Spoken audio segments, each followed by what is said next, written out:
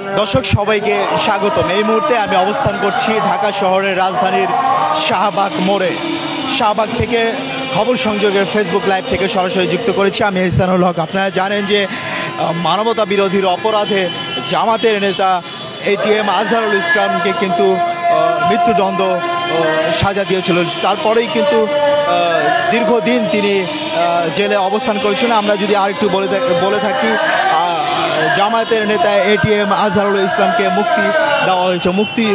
মুক্তিযুদ্ধকালীন মানবতার বিরোধী অপরাধে মৃত্যুদণ্ডপ্রাপ্ত জামায়াতে ইসলামের শীর্ষ নেতা এটিএম আজহারুল ইসলাম সুপ্রিম কোর্টের রায় খালাস পেয়েছে। শীর্ষক এক দশকের আইনি লড়াই শেষে আদালত তার মুক্তি আদেশ দেন। আমরা জানতে পেরেছি তাকে কিন্তু পিজি হসপিটালে রাখা হয়েছে। পিজি হসপিটাল থেকেই কিন্তু তাকে এখান থেকে খালাস দেওয়া হবে। আমি এখন রাজধানীর শাহবাগ অবস্থান করছি। চিকিৎসার জন্য কিন্তু পিজি হসপিটালে রাখা হয়েছিল। দর্শক, সুপ্রিম কোর্টের রায় অনুযায়ী তাকে মুক্তি দেওয়া প্রক্রিয়া চলছে। 2014 সালে আন্তর্জাতিক অপরাধে ট্রাইব্যুনালে তাকে মৃত্যুদণ্ড দেয়, যা 2019 সালে সুপ্রিম কোর্ট বহাল রাখে। তবে আজকের রায় তার মুক্তি আদেশ দেওয়া হয়েছে। আমরা যদি আপনাদের আরেকটু জানিয়ে থাকি, মানবতা বিরোধী অপরাধে মামলায় জামাতে ইসলামের নেতা এটিএম আজহারুল ইসলামকে মৃত্যুদণ্ড থেকে খালাস দিয়ে রায় ঘোষণা করেছে সুপ্রিম কোর্ট আপিল বিভাগ। মঙ্গলবার 27 মে প্রধান বিচারপতি ডাক্তার সৈয়দ রেফাত আহমেদ নেতৃত্বে 7 বিচারপতি পূর্ণাঙ্গ আপিল বেঞ্চ এর রায় ঘোষণা করেন। আপিল বিভাগের বেঞ্চ অন্য বিচারপতির বহাল বিচারপতি মোহাম্মদ আশফাকুল ইসলাম, বিচারপতি জুবায়ের রহমান চৌধুরী, বিচারপতি মোহাম্মদ রেজাউল হক, বিচারপতি এমদাদুল হক, বিচারপতি মোহাম্মদ আসাদুজ্জামান ও বিচারপতি ফারাহ মাহবুব বেঞ্চের 7 বিচারপতি সর্বসম্মতিক্রমে রায় দিয়েছে। রায়ের আপিল বিভাগ অবিলম্বে এটিএম আজহারুল ইসলামকে মুক্তির নির্দেশ দিয়েছে। দর্শক, আমরা দেখতে পাচ্ছি তার এই খালাসের আনন্দেই কিন্তু এখানে শাহবাগ চত্বরে কিন্তু একটি স্টেজ সাজানো হয়েছে। আমরা শাহবাগ থেকে যুক্ত হয়েছি।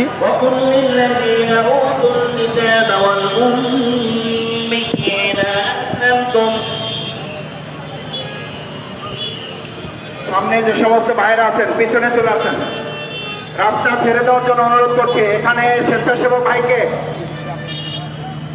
স্টেজের সামনে, স্বেচ্ছাসেবককে। জি দর্শক, আমরা একজন জামায়াতের যে আমি আজকে অত্যন্ত আনন্দ বোধ করছি যে ওনার বক্তব্য আমি একাধিকবার শুনেছি এবং কাছাকাছি শুনেছি, এবং উনি যে ইসলামী আন্দোলনের অন্যতম একজন শিল্পশালার। আমি 90 দশক থেকে ওনার একাধিক বক্তব্য শুনেছি এবং জনগণ, দেশবাসী, শুধু যে জামাত ইসলাম তা না, সারা বাংলাদেশে আজকের একটি আনন্দের জোয়ার বয়ে যাবে ইনশাল্লাহ। এবং উনি একজন জাতীয় পর্যায়ের নেতা।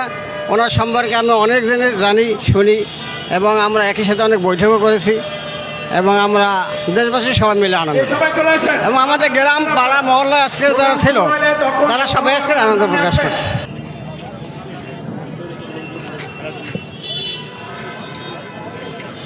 এটিএম আজহারুল ইসলাম ইসলামী আন্দোলনের একজন অকুতোভয় সৈনিক ছিলেন। বাংলাদেশ জামাত ইসলামের সহকারী সেক্রেটারি জেনারেল ছিলেন, ভারপ্রাপ্ত সহকারী সেক্রেটারি জেনারেল।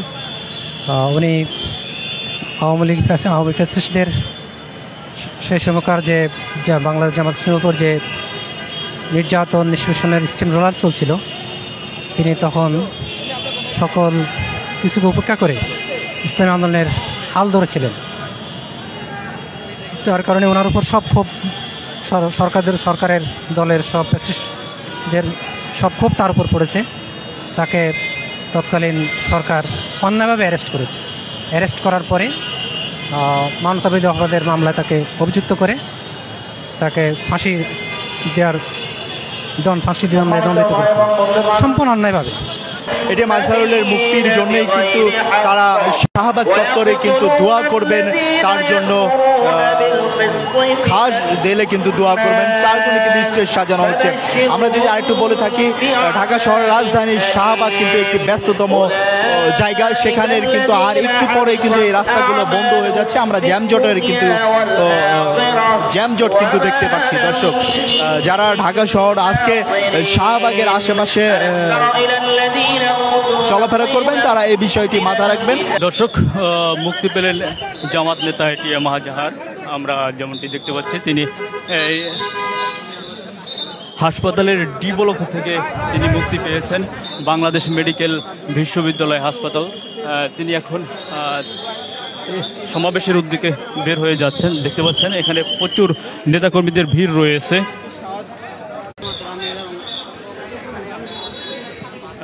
দেখতে পাচ্ছেন এটিএম আজহার মুক্তি পাওয়ার পরে শাহবাগে যে সমাবেশের আয়োজন করা হয়েছে সেখানে রওনা দিয়েছেন। আমরা যেমনটি দেখতে পাচ্ছি অসংখ্য নেতাকর্মীদের ভিড় রয়েছে। আমরা এখানে যেমনটি দেখতে পাচ্ছি গাড়িতে করে তাকে নিয়ে রয়েছে এবং জামাতের আমির রয়েছেন তার সাথে। আমরা যেমনটি দেখতে পাচ্ছি, দর্শক দেখতে পাচ্ছেন সরাসরি আমি আপনাদেরকে দেখানোর চেষ্টা করছি।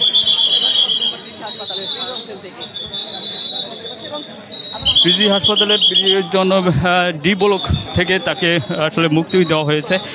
তিনি এখন সমাবেশের উদ্দেশ্যে আজকে শাহবাগে সমাবেশের আয়োজন করেছে বাংলাদেশের জামাতে ইসলাম। বাংলাদেশের জামাতে ইসলামী দেখতে পাচ্ছেন, তা সরাসরি আপনাদেরকে দেখানোর চেষ্টা করছে।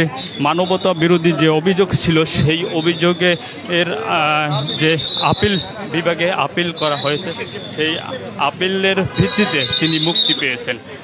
দেখতে পাচ্ছেন তিনি এখন সমাবেশের উদ্দেশ্যে যাচ্ছেন। আমরা যেমনটি দেখতে পাচ্ছি এখানে প্রচুর নেতাকর্মী এবং গণমাধ্যম কর্মীরা রয়েছেন। আমরা এখানে জামাত নেতা এটিএম আজহার আজকে মুক্তি পাওয়ার পরে সমাবেশের উদ্দেশ্যে রওনা হয়েছে। আজকে শাহবাগে জামাতের একটি সমাবেশ রয়েছে। পিছিয়ে পড়েন কেন?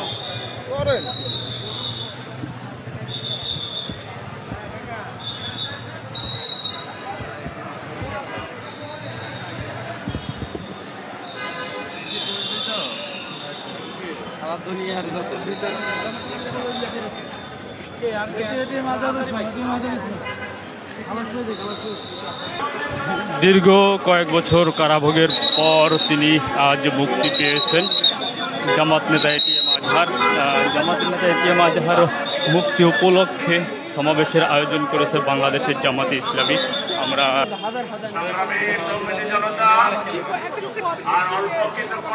দেখতে পাচ্ছেন, আমরা সরাসরি আপনাদেরকে দেখানোর চেষ্টা করছি।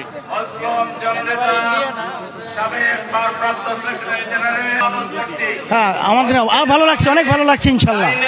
আমাদের অন্তরস্থল থেকে ধন্যবাদ এবং আমরা অনেক সন্তুষ্ট, খুশি। আলহামদুলিল্লাহ।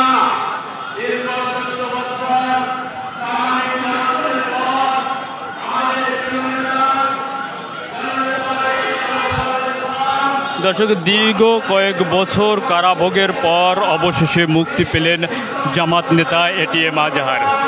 জামাত নেতা এটিএম আজহার মুক্তি উপলক্ষে শাহবাগে করা হয়েছে সমাবেশের আয়োজন। সেই সমাবেশে অংশগ্রহণ করার উদ্দেশ্যে জামাত নেতা এটিএম আজহার এখন শাহবাগে চলে এসেছেন।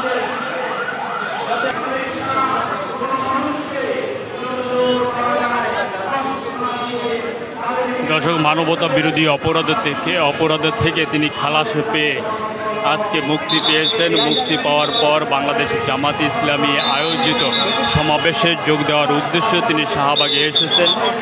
তার যে গাড়িবহর রয়েছে সেই গাড়িবহরটি শাহবাগে পৌঁছেছে।